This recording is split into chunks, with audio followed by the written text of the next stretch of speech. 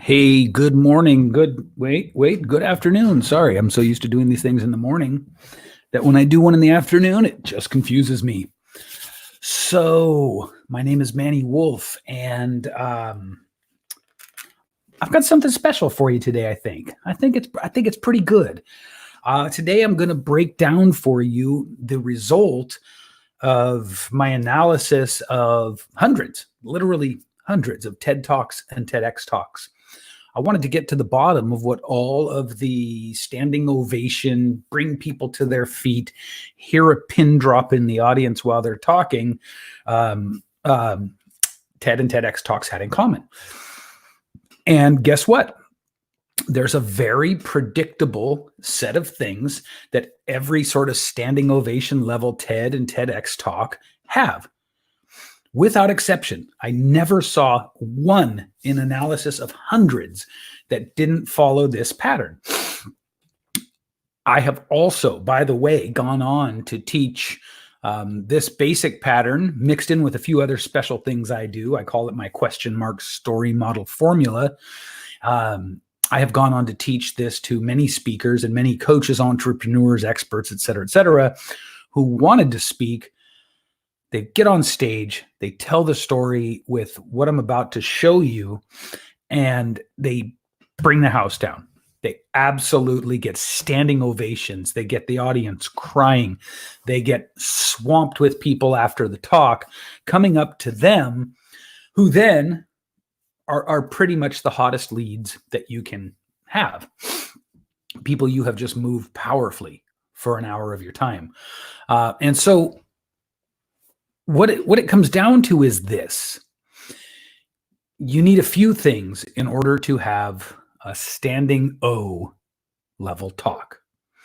You need to be able to have solid presentation skills, and that means your physicality, your voice, and your story all need to be connected like gears, like teeth on gears. And so what I noticed was that they follow a predictable, I'll call it a rhythm.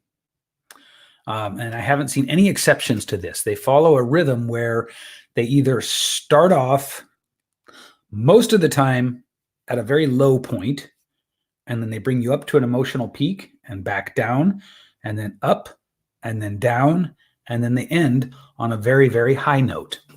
So that's really what it is in a nutshell. Is it's like a roller coaster, a zigzag, and you end on a very high note. Now that you know this, it's still not that easy to put it into practice. So I'm going to give you a little bit of how to put it into practice. Most people, when they tell their stories, when they share from the stage, they are too expository. What I mean by expository is they just sort of lay out the details one after the other, after the other, after the other. There's no storyteller quality to it. So while you're talking about the low point, the high point, the low point, the high point, the low point, and then the high point, you have to do it in a way that incorporates some very specific things, some very specific ideas. You have to be able to tell your story in a way that makes people feel, hold on, my banner isn't on. Sorry, guys. There we go. Nope, that's the wrong banner. Okay. What is happening here? Oh, my apologies, guys. Just a second.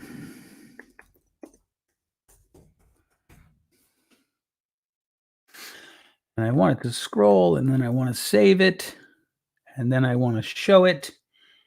Oh, look at that. There it is. Ooh, that is sexy, isn't it? Okay, so we talked about your low point, high point, low point, high point. Basically, you're taking people on an emotional roller coaster that resolves in some sort of very satisfying kind of payoff. But there's more to it than that. And what I was saying is that most people tend to be too expository. In other words, they just lay the facts out there. I did this, then I did this, then I did this, then I did this, then this happened, then I did this, then I did this, then I did this. That's not how you tell a story. To tell a story, you've got to capture people's imaginations. And let's expand that for a second here. When you capture people's imaginations, what you are actually doing is manipulating their nervous systems. You are controlling, literally, when you do it well and you do it right, you're controlling the chemicals that the hypothalamus is releasing through the nervous system. You have to think of it this way. If you want to be great, if you want to grip, if you want to move, if you want to stir, if you want to bring people to emotion, you have to think of it. Wait, there we go. In terms of what's happening to their nervous system while they're hearing you talk, right? This is why in 3 different movies, you can see the scene where the dramatic thing happens. And in 2 of those movies, it doesn't move you at all. But in one of them, it does. Because one of them, somebody told the story well. In 2 of them, they didn't. So the first thing you have to be able to do is you have to understand what it takes to tell your story in a way that makes it feel like you're telling their story. You listening now? Now you paying attention? Because in order to capture this, you have to be able to do what I call revealing universals through your specifics. You talk about your very specific circumstances, but you do it in a way that connects to the broad themes of human experience. Now, you may have grown up in the circus, right? And you may have had, I'm just going to go really freestyle here. You may have grown up in the circus and been bullied by the world's strongest midget. I don't know. Right? You may have grown up in the circus and been bullied by the world's strongest midget. He may have been in the circus hiding from the law, and he may have been so strong he could bend iron bars, and he hated you. See, no one's going to be able to relate to that, right? Unless in telling that very unique, specific set of circumstances, you are able to tell people the broad human experience, the kind of human experience we all share that was inside of it, which is being tormented, being bullied, being an outcast, not being accepted. So when you're able to nail what we can all relate to within your story and not just get caught up in self-serving details, you grab people. This is how you stir people's emotions. This is how you tell your story and have people feel like you're speaking right to them about their story. So remember, we talked about the start low, go high, low, high, and ending on a very, very high note. But you can't be too expository. You've got to be storyteller-like. You've got to be a raconteur. What does that mean? It means storyteller. So you got to be able to tell your story in a way that makes other people feel like you're telling their story. And the way you do that is to reveal the universals through your specifics. Another thing you have to be able to capture is you've got to be able to create little moments of tension and then release them on your way to the big aha. That sort of is the zigzag I told you about, right? But you've got to be able to make sure that you're never, ever leaving us too complacent in our seats, right? You never, ever got us like, okay, we're chilling. You want us to be forward, front and center, and then relaxed. Front and center, and then relaxed. Front and center, and then relaxed. Because what did I say earlier? I said you got to be aware that you're controlling the chemicals that our hypothalamus releases into our nervous system, right? And so you want to be alternating between what I call dosing, which is making us feel dopamine, oxytocin, serotonin, and endorphins. Dosing, D-O-S-E, dopamine, oxytocin, serotonin, and endorphins. And you had to alternate between that and acing us out. ACE, adrenaline, cortisol, and epinephrine. So you want to dose us, then ace us out. Dose us, then ace us out. Makes sense? Tracking? Good. How do we do that? We do that through what I call offering rich detail. You got to be able to offer rich detail. What does that mean? That means that you have to be able to know when it's time to give a sensory rich detail, detail that captivates our senses: sight, touch, taste, sound, and smell. Sight, touch, taste, sound, and smell. That's right, right? Yeah. Sight, touch, taste, sound, and smell. I'd say when you want us to experience a detail viscerally, then you really want to go for two to three. You don't want to pack every single sense into every single detail, but you can move through parts of your story without focusing on this really exquisite detail. And then when you want us to really feel a moment, you open it up with that exquisite detail, detail that triggers our senses, detail that triggers our senses: sight, taste, touch, sound, and smell. When you nail this, guess what you do? You either dose us or you ace us out. Remember I just talked about that? Dopamine, oxytocin, serotonin, and endorphins, or adrenaline, cortisol, and epinephrine. The dose makes us feel great. The acing us out makes us feel anxious. So you want to be able to alternate that rhythm between feeling great, feeling anxious, feeling great, feeling anxious, feeling great, feeling anxious.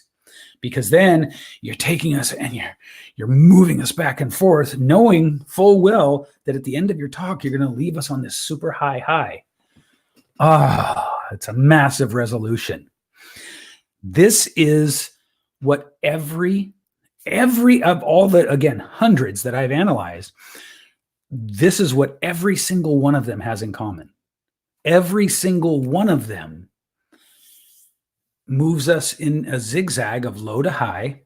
Every single one of them connects in some way universals and specifics. And every single one of them plays with our hypothalamus and the chemicals that are being released into our body, our physiology, our, what do they call it? It's neuroscience, right? It's the science of how we're affecting the brain with what we're doing.